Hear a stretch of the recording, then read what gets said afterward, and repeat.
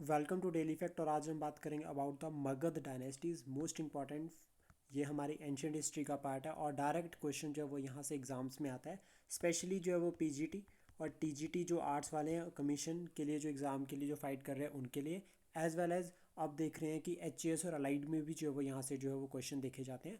Plus साथ में SSC CGL या फिर अगर हम बात करें एसएससी सीएचएसएल जो अभी रिसेंट में अभी आने भी वाला है, और भी जो क्लास 1 से लेकर क्लास 3 के एग्ज़ाम्स है, यानी कि जो वन डे एग्ज़ाम्स है उसमें जो है वो प्रीलिम्स में जो यहाँ से जो है वो क्वेश्चंस जो है वो पड़ जाते हैं about the Magadh dynasties. Most important dynasties है तो इन्हें कवर करेंगे आज। सबसे पहले बात करेंगे मगध की। जो मगध है प्रेजेंट टाइम की अगर हम बात करें, बिहार आपका जो है वो यूपी, ठीक है, पर बिहार यूपी एंड उड़ीसा और वेस्ट बंगाल का कुछ रीजन, ये जो रीजन था ये जो है वो मगध जो है वो कंप्राइज करता था एंशियंट टाइम में। और 600 बीसी के अराउंड में जो है वो जब महाजनपद जब राइज करते हैं तो उसमें से जो है वो 16 महाजनपद में से एक जो है वो आपका मगध होता है जो राइज करता है, एक्सपैंड करता है और सारे जो बाकी अदर महाजनपद है इस रीजन में उनको जो है वो पूरा जो है वो कंट्रोल करता है। तो शुरुआत करते हैं मगध के साथ इंपॉर्टेंट फीचर्स के साथ कि मगध में जो है वो कौन कौन से फीचर्स जो है वो इंपॉर्टेंट रहेंगे। तो सबसे पहले तो यही समझेंगे कि मगध जो है वो एक महाजनपद था। मगध एक महाजनपद था जिसमें जो हेरिडेटरी, यानी कि जो हेड था, हेड मतलब यानी कि आपका किंग जो था वो हेरिडेटरी था। दैट मीन्स राजा का बेटा जो है वो राजा बनेगा और इस सिस्टम को हम बोलते हैं मोनार्क सिस्टम। वहीं दूसरी ओर जो है वो कुछ महाजनपद ऐसे थे जहाँ पर राजा था, नो डाउट राजा था, लेकिन वो राजा जो है वो हेरिडेटरी नहीं था, वो राजा जो था वो इलेक्टेड था और इन्हें कहते थे रिपब्लिक। आपको कमेंट बॉक्स में किसी एक ऐसे महाजनपद का नाम बताना है जहाँ पर जो है वो रिपब्लिकन सिस्टम ऑफ डेमोक्रेसी या रिपब्लिकन सिस्टम ऑफ गवर्नमेंट जो थी। ठीक है, इसका जो है वो आंसर आप कमेंट बॉक्स में करते हैं, कमेंट बॉक्स में कर सकते हैं। देन उसके बाद हम बात करें जोग्राफिकल फीचर्स की कि मगध के साथ जो है वो कौन कौन से जो है वो जोग्राफिकल फीचर्स जो है वो लिंक करते हैं। तो सबसे पहला और सबसे मोस्ट इंपॉर्टेंट वो है हिमालयाज़, कि नॉर्थ में जो है वो हिमालयाज़ थे। अगर हम इसको यहाँ पर डायग्राम में देखें तो देखो इस तरह से यहाँ पर जो है वो आपका नॉर्थ में जो है वो हिमालयाज़ बन जाते हैं, जो क्या करते थे एक नेचुरल डिफेंस जो है वो नॉर्थ से, यानी कि यहाँ से जो है वो आप पर जो है वो अटैक करना इट बिकम इम्पॉसिबल कि कोई जो है वो हिमालयाज़ को क्रॉस करके जो है वो आप पर अटैक करे। देन उसके बाद जो नेक्स्ट इंपॉर्टेंट फीचर है वो है मानसून। भारत में मानसून की खोज के बाद जो है वो ट्रेड एंड कॉमर्स जो है वो बहुत फ्लोरिश्ड हुआ है। और मगध के पास जो है वो मानसून जो है वो एज अ वरदान रही है कि यहाँ से जो आपका बे ऑफ बंगाल ब्रांच है वो इस तरह से जो है वो यहाँ पर जो है वो अरक्कन हिल से टकराने के बाद इधर वाली साइड पे आपका जो ई वेस्ट में जब एंटर करते हैं तो वो गंगा प्लेन्स में एंटर होती है। यहाँ से जो है वो आपका एग्रीकल्चर के लिए जो बहुत हेल्प मिलती है। तो ये जो है वो मानसून जो है वो मगध के लिए बहुत बेनिफिशियरी थी। देन उसके बाद मिनरल्स, छोटा नागपुर प्लेट्यू आज भी बहुत ज़्यादा मिनरल्स में जो है वो बहुत रिच रीजन है और यहाँ पर जो है वो मिनरल्स जो है वो आपका आयरन ओर सबसे इंपॉर्टेंट है। आयरन लोहे की खोज जो है वो खदानें यहाँ पर मिलती है। ये भी जो है वो मगध के लिए जो वो मगध के राइज के लिए जो बहुत इंपॉर्टेंट रहता है। और इवन 1000 बीसी में, 1000 बीसी में जब लोहे की खोज होती है भारत में, उसके बाद जो है वो एग्रीकल्चर का जब एक्सपेंशन होता है तो गंगा जो प्लेन्स है यहाँ पर जो है वो बहुत ज़्यादा जो है वो एग्रीकल्चर जो है एक्सपेंड किया है। तो उसका रीज़न कहीं ना कहीं यही था कि लोहे की खोज से जो पेड़ों को काटना आसान हो गया, खेती करना जो है वो उससे जो है वो और ज़्यादा ईजी हो गया।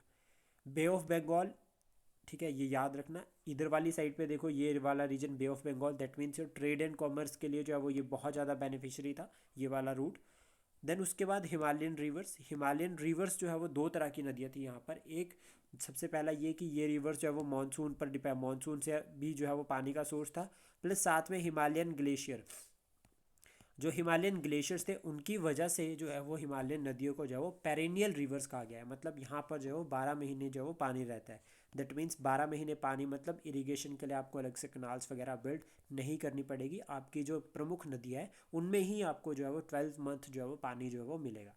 साउथ में अगर हम बात करें तो Deccan plateau, most of the plateau और मोस्ट इंपॉर्टेंट प्लेट्यू और एंशंट प्लेट्यू है ये, जिससे जो है वो आपका साउथ से जो है वो डिफेंस जो है वो प्रोवाइड होता था, एज वेल एज जो है वो बाउंड्री भी जो है वो साउथ के साथ लगती थी। क्योंकि डक्कन प्लेट्यू और साउथ के बीच में अगर हम बात करें, विंध्याचल रेंज आपके नर्मदा रिवर ये क्या करती है, डिवाइड करती है नॉर्थ और साउथ को। तो ये भी एक जो है वो नेचुरल बॉर्डर था। गंगा के फर्टाइल प्लेन्स की हम बात कर चुके हैं जिसमें जो है वो एलुवियल जो है वो ये प्लेन थे, इरोजनल फीचर है प्लेन्स का, जो गंगा के प्लेन्स है उसका, और ये भी जो है वो एक आइडल कंडीशन जो है वो मगध को प्रोवाइड करते हैं मगध के राइज के लिए। देन उसके बाद अगर हम बात करें वेस्ट में, तो वेस्ट में जो आपका सबसे पहले इंपॉर्टेंट आता है कि वेस्ट जो था वो उस टाइम पे 600 BC के अराउंड में अगर हम बात करें यहाँ पर, तो है वेस्ट में जो वो छोटे छोटे जो वो राज्य थे, इनमें जो पॉलिटिकल यूनिटी नहीं थी, जिसकी वजह से अलेक्जेंडर या फॉरेन इन्वेजन जो है वो भारत में आए हैं, फॉरेन इन्वेजनर्स ने जो भारत पर अटैक किया है। लेकिन जो है यहाँ पर जो है वो सबसे इंपॉर्टेंट फैक्टर यह है कि पंजाब के प्लेन्स, यानी कि अगर हम बात करें इस वाले रीजन में यहाँ पर, तो 5 रिवर्स वाला जो रीजन था दैट इज़ योर पंजाब, और यहाँ पर जो है वो फर्टाइल प्लेन्स जो थे ये भी जो है वो एक तरह से जो है वो मगध के लिए बहुत हेल्पफुल रहा है। साथ में अगर वेस्ट में अगर हम जाए तो यहाँ पर था खैबर पास के थ्रू जो है वो पुराने टाइम में एक तो ट्रेड एंड कॉमर्स होता था, दूसरा इन्वेडर्स जो है वो यहाँ से जो है वो अटैक करते थे, even like your Alexander, Nadir Shah invasion, Babar, और इवन लाइक अहमद शाह दुर्रानी या अब्दाली भी जो है वो आपका जो कहाँ से आ रखे हैं, इसी खैबर पास के थ्रू जो है वो भारत पर इन्होंने अटैक किया है। तो ये इंपॉर्टेंट फीचर्स है।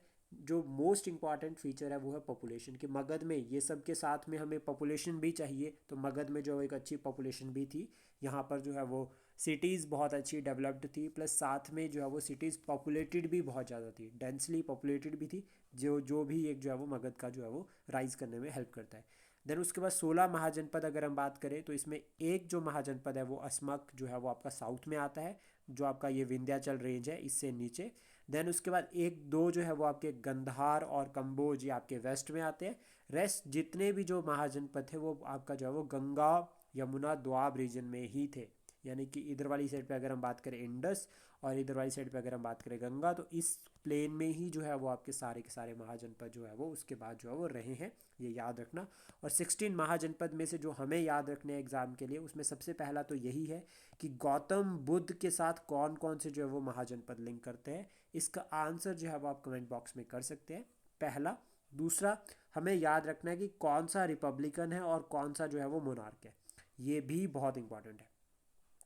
कुछ महाजनपद है लाइक अंग, ठीक है, अंग की कैपिटल चंपा, गंधार, कंबोज, पंचाल, ठीक है, कोशाला, ठीक है, छेदी, ये जो है अवंती, ठीक है, ये जो है वो महाजनपद कहीं ना कहीं आपके जो है वो जैसे जो हमारे एपिक्स हैं इनके साथ भी लिंक करते हैं, लाइक महाभारत में जो है वो इनमें से जो है वो जैसे अंगराज कर्ण हो गया, ठीक है, अवंती नरेश हो गया, या फिर हम बात करें छेदी नरेश हो गया, गंधार राज शकुनी, तो पंचाल, ठीक है, ये जो है वो कुरु, ये जो है वो आपके जो है वो एपिक महाभारत से भी लिंक करते हैं। और महाभारत को जो है वो किसने लिखा है, इसका आंसर जो है वो आप हमें कमेंट बॉक्स में बता सकते हैं।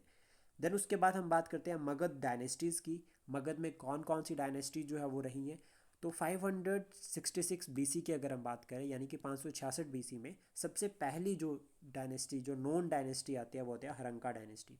हरंका डायनेस्टी का जो फाउंडर है वो तो हमें नहीं पता है कि फोन कौन है, लेकिन जो इसका एक्चुअल फाउंडर कंसीडर किया जाता है वो किया जाता है बिम्बिसार, कि बिम्बिसार को जो है वो हरंका डायनेस्टी का जो है वो फाउंडर जो है वो माना जाता है। इसमें ये जो बिम्बिसार थे ये कंटेम्प्रेरी थे, सबसे पहले याद रखना, गौतम बुद्ध के, और जैन में अगर हम बात करें महावीर के,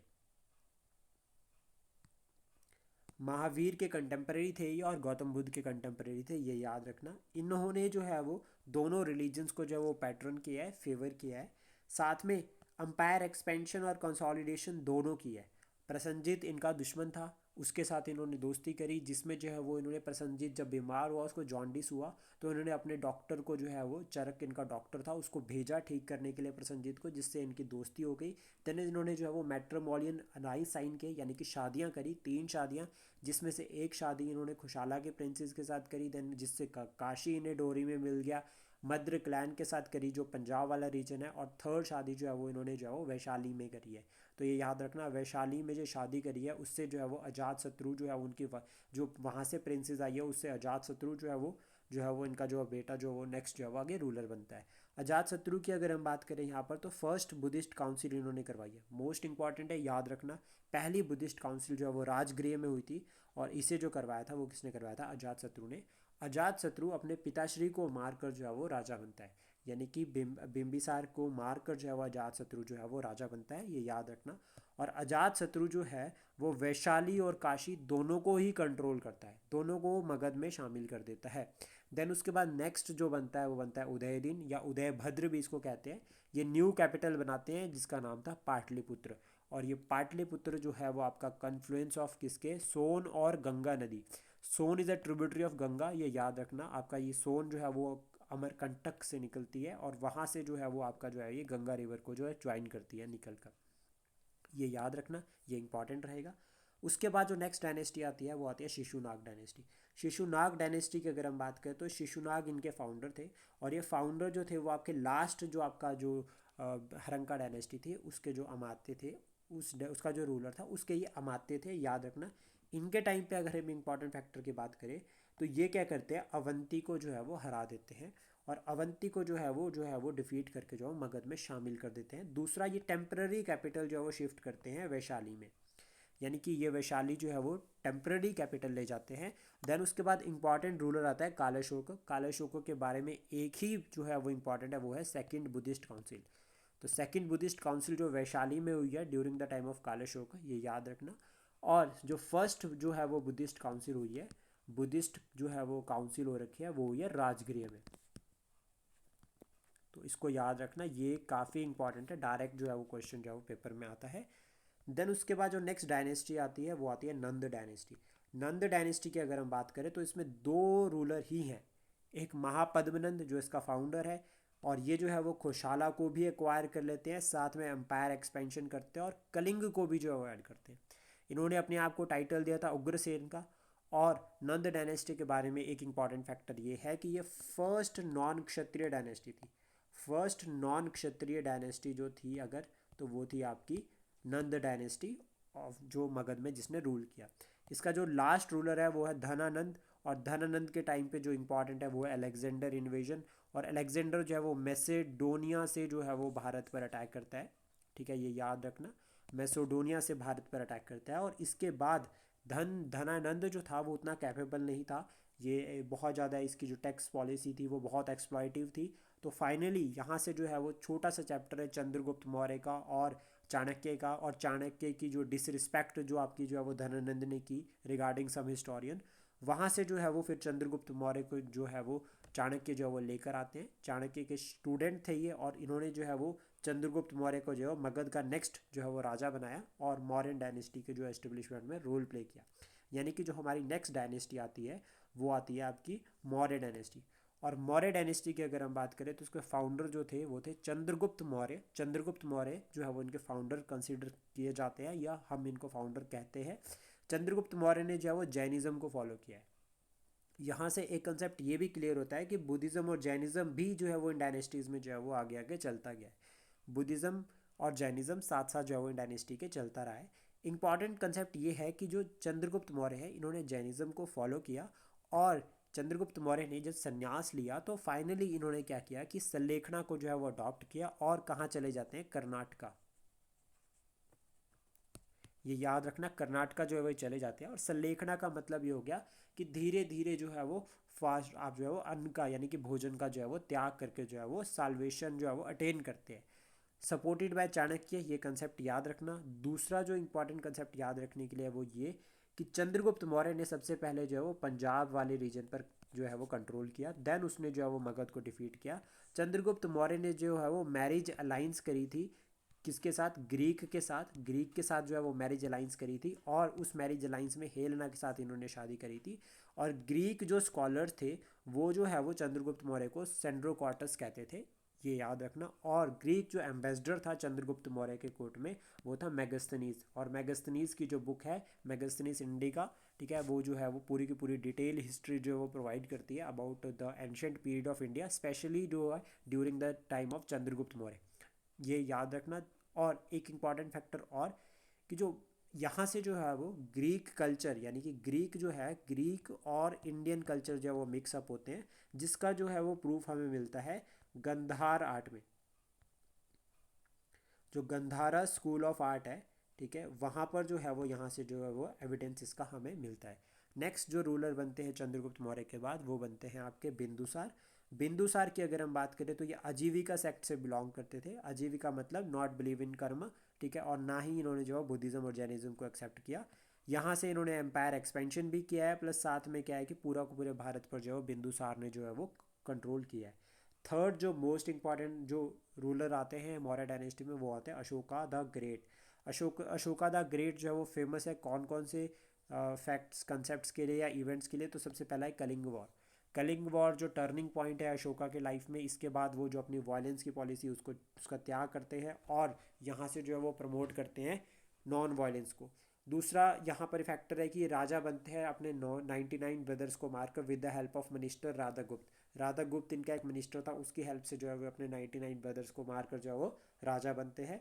और अशोका के टाइम पे जो अदर इंपॉर्टेंट फैक्टर आता है वो होता है अशोका की इंस्क्रिप्शंस और अशोका के पिलर्स, जो बहुत ज़्यादा इंपॉर्टेंट होते हैं। ये बुद्धिज़्म को फॉलो करते हैं और बुद्धिज़्म को प्रमोट भी करते हैं, ये याद रखना, प्रमोशन भी इन्होंने की है। और अशोक धम्म बहुत इंपॉर्टेंट, धम्म जो है वो पाली वर्ड है और ये ट्रांसफॉर्मेशन है किसकी? संस्कृत वर्ड धर्म, जो संस्कृत वर्ड धर्म है उसकी जो ट्रांसफॉर्मेशन है पाली में, उसको धम्म कहते हैं, ये याद रखना।